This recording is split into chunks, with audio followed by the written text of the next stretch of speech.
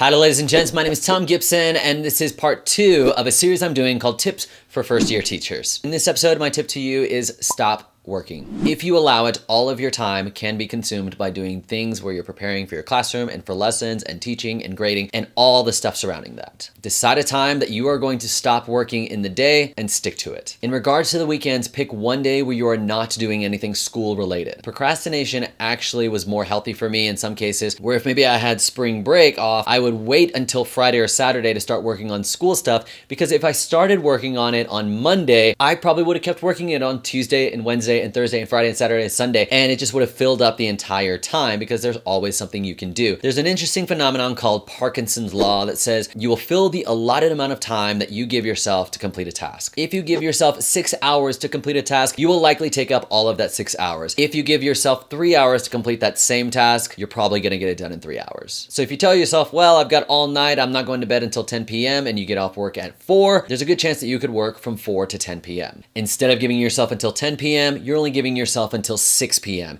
You have 2 hours to complete the tasks that you've set before yourself. What this does is it forces you to prioritize the things that you need to get done. Because even if you give yourself until 10 p.m., there's still gonna be things that you need to get done. So why not give yourself until 6 p.m. and being okay that there are still things that need to get done? The key is what needs to get done today and in what order do I need to do it in? This will be hard, but let's take this example. You get out at 4 o'clock and you wanna be done by 6 o'clock. Maybe you go home and work at home, or maybe you stay at school and work at school. The benefit to staying at school is that you can actually think, okay, I'm at school, I'm gonna be doing school work, and then you can keep home as a place where you're like, I've come home now, I've decided I'm not gonna work on school stuff. So let's say you have a to-do list and it has several things on it. You wanna put student work up on the bulletin board. You have to grade the math quizzes from last week. You have to grade the written reflections that they turned in today. You need to respond to an email a parent sent an hour ago. And you need to get supplies ready for tomorrow's experiment. So you likely won't be able to get all of that done in 2 hours. So here's my thought process if I had that list of items and how I would prioritize them and why I would do them in that order. You need to get the supplies ready for tomorrow's experiment. That's the most pressing thing that needs to happen before tomorrow, so it's gonna happen first. The parent email is a close second. I try to stay within 24 hours of responding to a parent email, but if it's the end of the day and a parent emailed me maybe an hour before the students were let out, I think it'll be okay if I have to answer their email maybe around lunchtime tomorrow, or even at the end of the day tomorrow. But ideally, I'm gonna answer it today, so that's why it's gonna be number 2 on my priority list. If I get that done, I'm gonna go ahead and move on to grading the math quizzes from last week. The students have been waiting a little bit longer for this, and you wanna get the feedback to them as soon as you can. So since this is the older assignment, go ahead and grade this one first. On a side note, if you can do assignments where a student does some work and they can bring it to you and you just do a quick assessment and give them feedback there,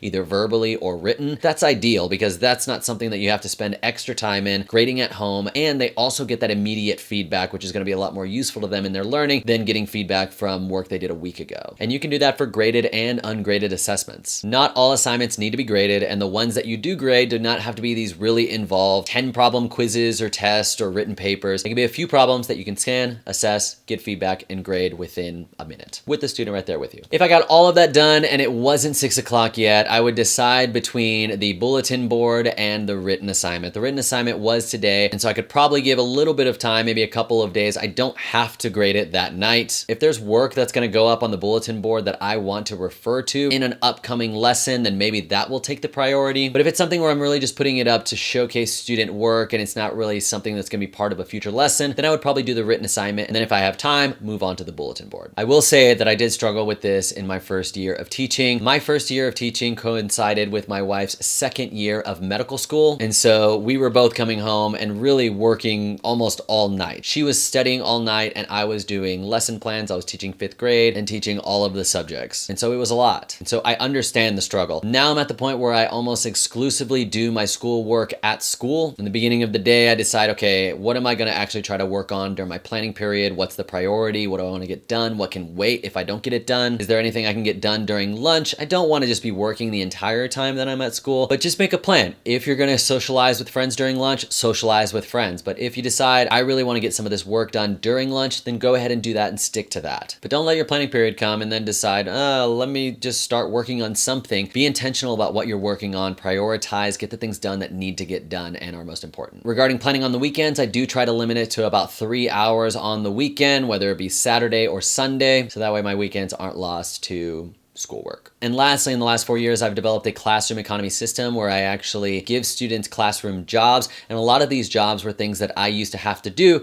but now they're doing it and getting paid in classroom money that they can use to buy different things, like writing the agenda on the board, or making sure supplies stayed stocked in the classroom, or setting up my computer to the projector every day. If you would like the complete resources, where I actually give you the student applications and the descriptions of the jobs that I have for students and the templates of the emails that I send to students for different things, all the resources you would need, as well as little homework assignments after each video for what you can do to customize the classroom economy to your classroom. You can go over to my website that I'll link in the description, thomgibson.com/classroom economy, and you can find those for sale on my website. And so hopefully that tip is useful to you and you are not using all of your waking hours to lesson plan and grade and stress about school, but you are taking time for yourself and you are deciding when you are going to stop working in the day and on the weekends and sticking to that. If you'd like to stay in the loop with my final teaching tip video that'll be coming up in the near future, go ahead and hit subscribe. If you'd like to get notified directly when that video comes out, hit the notification bell. If this video was helpful and valuable to you, give it a thumbs up so that'll help other teachers who are looking for first-year teacher advice find this video. My name's Thom Gibson. I hope you learned something today, and hopefully I will see you in the next video.